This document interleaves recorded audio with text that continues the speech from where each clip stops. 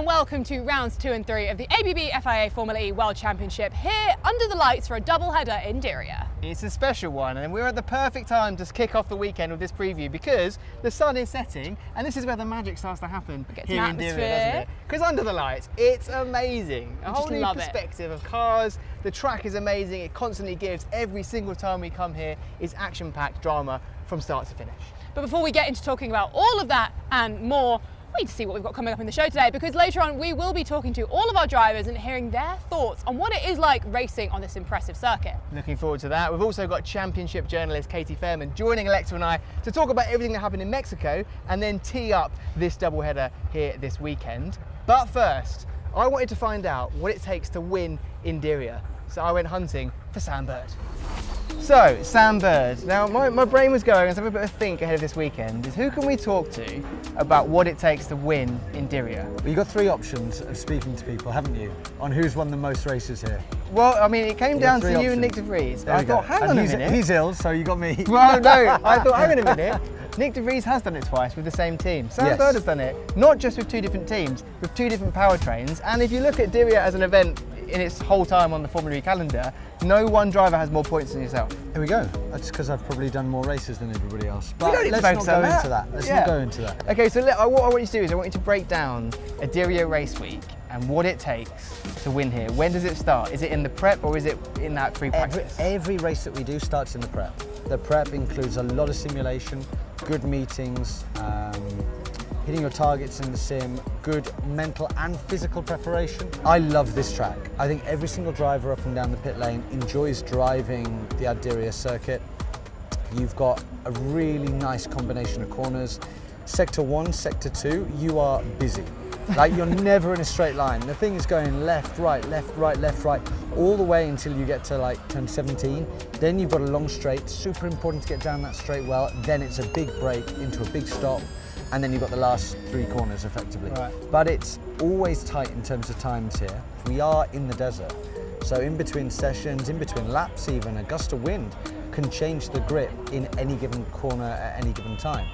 And it doesn't necessarily mean you've driven the corner badly, but yeah, you might have a gust of wind that blows a little some particles of sand onto the racing line, and then there's no more grip.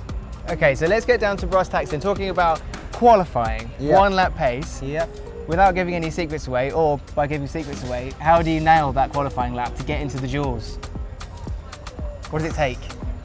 Go faster than everybody else. Good. No, I mean, you need to do good preparation on how you get to start the lap, where you start with your tyres, and then you need to have a lap where you just make no mistakes. Just no mistakes, a solid lap, a good solid lap. It doesn't need to be the best of the best of the best laps that you've ever done, but it needs to be a really solid lap. And then in the duels, I mean, I think you can win here from anywhere from 8th on the grid. I mean, I think Pascal proved that last year. Maybe slightly different and slightly harder to do it this year, but even so, you get in the pack, you save, you can come from about 8th on the grid here. Final question, with the work done in the off-season, Neon McLaren, Neon being kind of a home race here in Saudi Arabia, are you going to do it this weekend? Or can you do it this weekend? Look, if we get all of our ducks in a line, then great things can happen. If I drive well, then good things can happen if Jake drives well as well. So I'm not going to say no. It is difficult, it is challenging. I think that there's other teams that have potentially moved on very, very well. Remember, we are a customer team as well. It's not just about what we do. So let's see how it goes. But there's only one Sam Bird, and that's this man right here. Cheers, Sam. Pleasure. Cheers, man. Thank you so much, Sam and Saunders, for that really insightful chat. Now, we are joined by championship journalist Katie Fairman. And Katie, you've spoken to all of the drivers across the weekend in Mexico. Now we're here in Diriyah. We have to talk about Pascal Wehrlein, of course, our championship leader coming into this weekend. He's always been good in Diriyah. Could he do it again here this year? Well, I think so. Obviously, he started his season 10 in the best possible way with the pole position and then the win. And of course, we're coming to a track where he did the double last year. One of only 5 drivers in Formula E's 10-year history that have won both races over a FE weekend. Good stat. Thank you very much. So yeah, I think that he's definitely a contender this weekend. But I think we also shouldn't rule out the fact that teams up and down this grid have been doing so many updates in that off-season. Obviously, with the homologation, there's not too much that can be improved, but the things that can be will have been done. And yeah, I'm really excited to see who's going to be taking it to Pascal this weekend. Well, I'm going to throw a little bit of a spanner in the works. Ooh. Love it. I'm actually going to do something quite strange because I'm going to create a case against Pascal Wehrlein and then immediately create a case for him. Hit me with it, let's go. The first one is, although he did very well in Mexico, and the crucial thing to take away is that the qualifying performance was there. Hadn't really been there all previously in the season before, but now it's there, it puts him in a good place. But, as a lot of the drivers said, it wasn't a massively energy-hungry circuit, No. which means there wasn't that challenge of not wanting to lead, or the slipstream effect, or the peloton racing. That is much more of a thing here, which then played into Pascal last season, because he climbed up from, what was it, 8th and 11th I or think something. yeah, something like that, crazy. yeah. Some crazy dives up the grid. It's flyers everywhere. Just loves you. on one side, I say I wouldn't take too much from Mexico because this is a vastly different set of circumstances, but evident that the powertrain is there like it was last year. So if he does well in qualifying, he's actually going to cause himself a bit of a nuisance by being at the front. Yeah, Very good point. I think that's an exceptional point. Like you say, I think the Porsche powertrains have been strong here in the past. Jake Dennis finished second in both races here last year, so we know that it's a circuit that does suit that powertrain. But like you say, like the Jaguars massively caught up compared to this time last year, so I think they'll be a real threat. And these drivers have said that driving this track is like being on a toboggan. It's so fast and so rapid with these 21 corners that, like you said, Saunders, I think we might see a return to that peloton style racing, which obviously was so exciting, so entertaining. And this track always delivers. There's always something around each and every corner. The dusty track and the fact that it's a night race is going to be playing into things. So yeah, I can't wait. It's going to be so good. Thank you so much for joining us, Katie. We Thank will you. see you post-race for the debrief. But for now, let's get a bit more insight into that track that we've just been talking about with our commentator, Tom Brooks.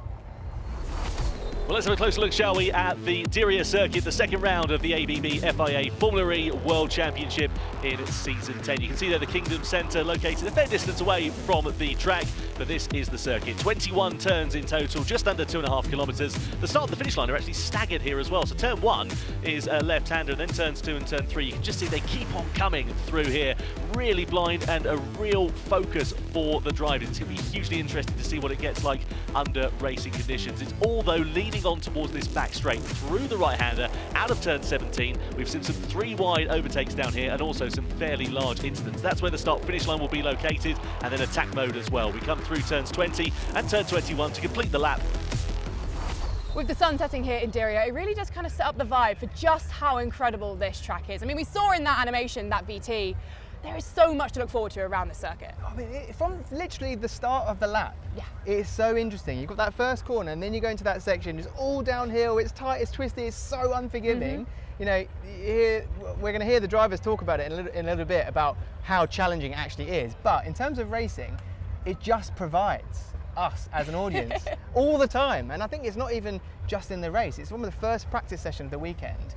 Something will happen, someone will go a little bit offline, the dust will come into play, something, it's just always drama. Well, actually, you were saying to me earlier on that it kind of reminds you a bit of Macau, like the drivers that do well at Macau do tend to do quite well here.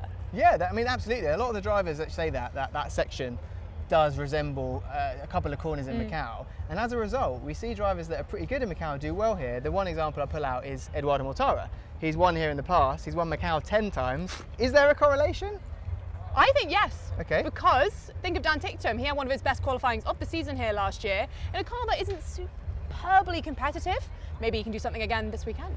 Interesting. Well, we could talk about the track for eternity, but let's hear what the drivers who are actually going to be racing on it had to say about it.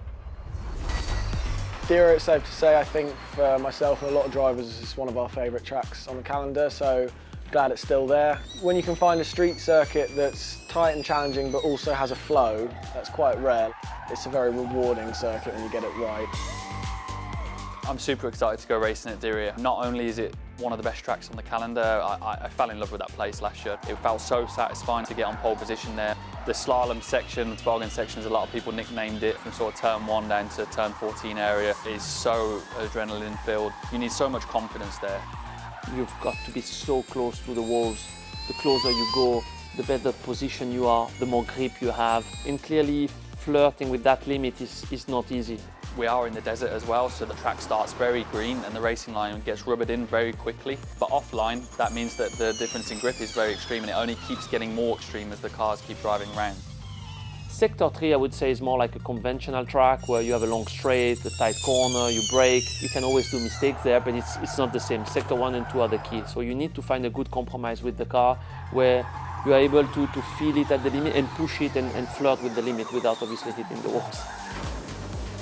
The biggest challenge for me in Diriyah will be just to adapt to the technical nature of the circuit. You know, it's high speed and very technical, so a lot of laps on the simulator will be the best way to prepare for me and the team. I was also there last year as a reserve driver, so I was able to see and learn as much as I can, and hopefully I can implement that and, you know, have a good weekend in Riyadh.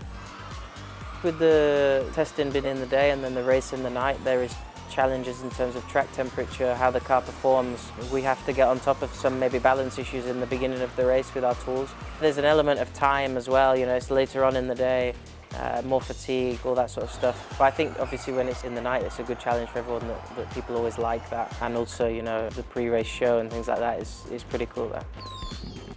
I think Riyadh is a very good example of the perfect Formula E track because it has a bit of everything, slow corners, very fast corners, good overtaking opportunities, racing at night, so very special atmosphere, and yeah, I just really enjoy racing there. The challenge for a driver to be fast in Riyadh is high risk, but a big reward if you do so.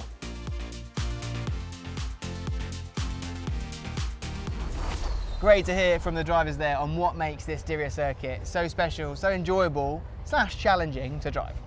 And now it's time for one of my favourite parts of the show, and I'm sure one of yours. We're going to do some predictions because I want to start off by talking about Neil and McLaren. Okay. We mentioned them earlier in the show, but with Sam Bird, I think we are wrong to write off Jake Hughes. That he has had such a good weekend here before. It was his best weekend of the season last year, McLaren's best weekend of the season last year. They'll be wanting to do a repeat of that at their home race. And Jake, I just get a good feeling from him this weekend. He feels settled, he feels confident, he likes it around this track. He knows he can get in the final of the duels because he did it twice here. If he puts it on the podium this year, I wouldn't be surprised. That is a good shout. I think the numbers are in favour of Sam, but we're forgetting about one crucial thing in motorsport, which is vibes. And Jake is giving me excellent vibes. Okay, right, so I've actually got 4 predictions. I'm being greedy. Go, all right. But bear with me. Okay, number 1, we haven't really talked about the Jaguars yet. No. Now, yes, this time last year, they weren't very strong around here, but towards the end of the season, they were by far the most consistent team on the grid. You know, podiums, race wins, fastest laps, pole positions, duels, what have it, they were there. They'd worked it out. They'd worked it out. They were very strong, pushing for the championship, of course. So, I think with that in mind, and based on the fact that in Mexico, there were 3 Jaguar-powered cars in the top 5, they're a dangerous package. And if they can flip their luck from last season, I think they could be very strong, potentially. Both Nick Cassidy and Mitch Evans, great drivers, of course. Now, then number 2. Okay. Eduardo Mortara, for the reasons we mentioned earlier. Mr. Macau. Mr. Macau. Number 3, a little bit outside, Nick De Vries. His teammate, okay. Oliver Rowland. Ooh. I'm saying slash because I'm thinking about them in the same ballpark. Nick De Vries, yes, has won here twice before. Yes. In two consecutive seasons, and then obviously the one he won the championship on. Yep. But just in Mexico, it was him and Oliver Rowland that had the most amount of positions gained. Oliver Rowland, I think, had 9. Yep. Nick De Vries had 7. So both of them are on good form when it comes to making up positions. Something we know is very, very possible here because of energy management. And Roland got into the duels here last year, which when he was in that Mahindra-powered car, that was not an easy thing to be doing around this circuit. And now he's in a Nissan. He's in a better car. Well, good shout. Yeah. Great shout. Well, my last prediction, not so much drivers, a prediction I think we can all agree on, is that there will be drama. Of because course. Diriyah just delivers. And with that, we've got to look ahead to the race weekend because all of the action is about to start unfolding. If you want to follow along, check out the Formula E socials or head to the Formula E website for you where you can watch where you are. But for now, season 10, it's on.